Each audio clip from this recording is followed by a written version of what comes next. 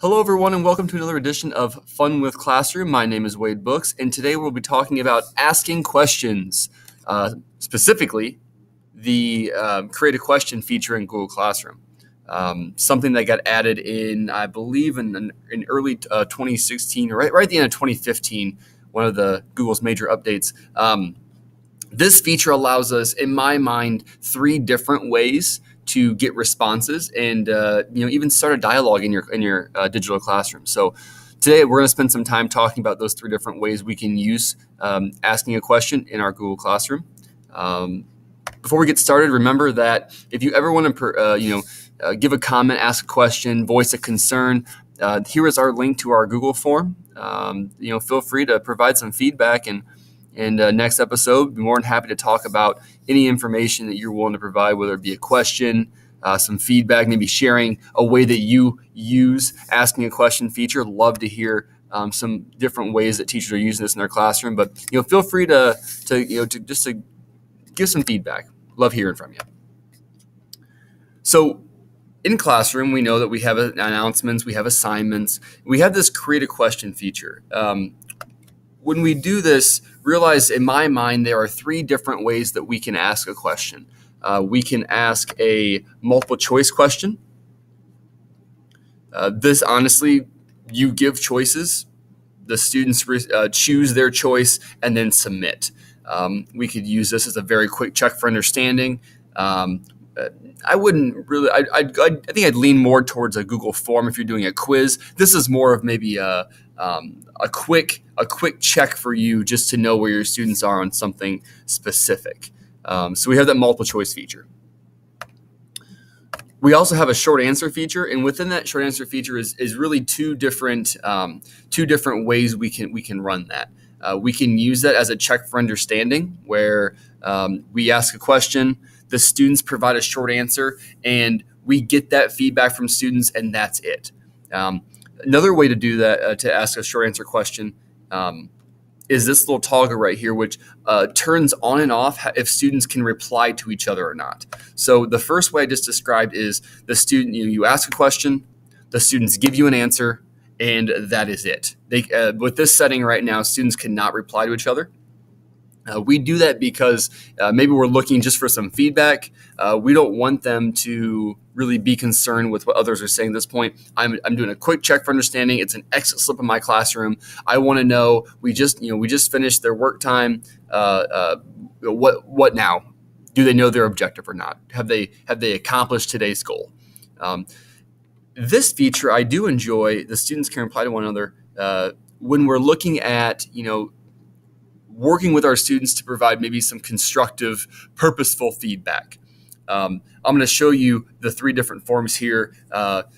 Kelly Hudson, Amy Neal have helped me out by providing me some answers here. So guest starring in today's Fun with Classroom episode. Let's take a look here at a multiple choice question. I asked Kelly and Amy, what is your favorite food?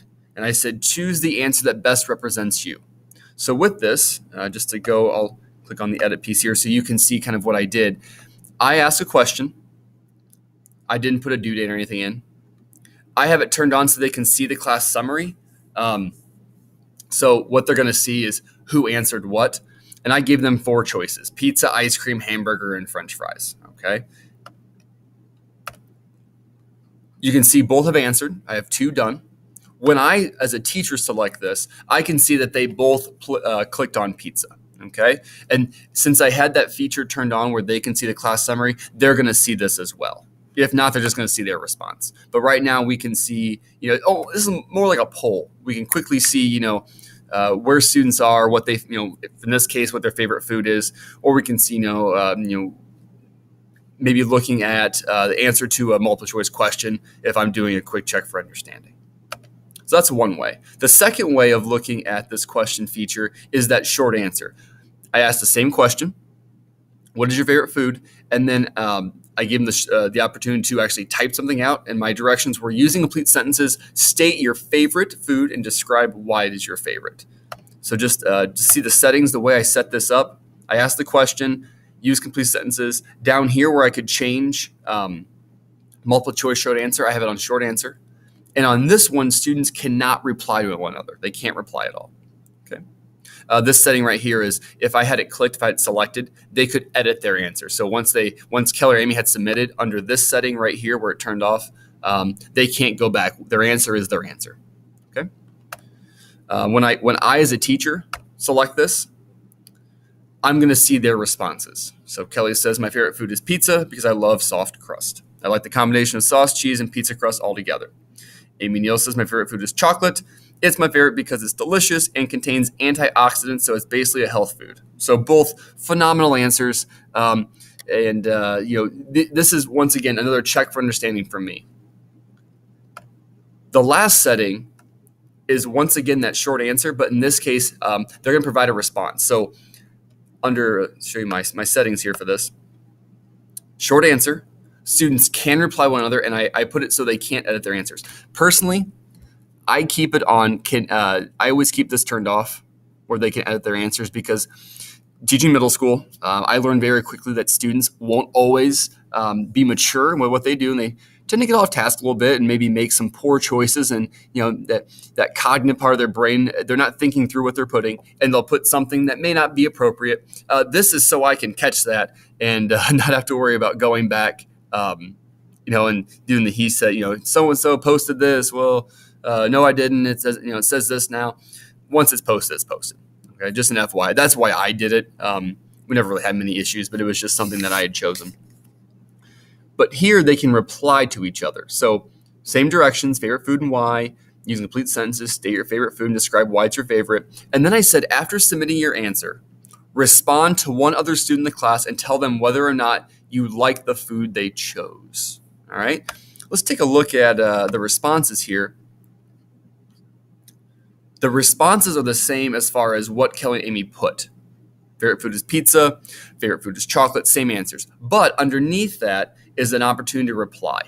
Okay, so Amy went ahead and replied to Kelly and says, I agree, pizza is delicious. After crust, I think cheese is the most important ingredient. So now we have Amy giving Kelly some feedback. For Amy, Kelly put, I like your point about it being a health food. Pizza contains calcium in the cheese and tomatoes in the sauce, so it could also be one of the healthiest foods I know. All right, so this really has a more open dialogue for your students. With this setting, they're actually, they're providing feedback. So if you want to go a little bit deeper in your check for understanding, if you want them to really dig into other responses, open up their mind a little bit to what else is out there, this is a great setting to use on the create a question feature.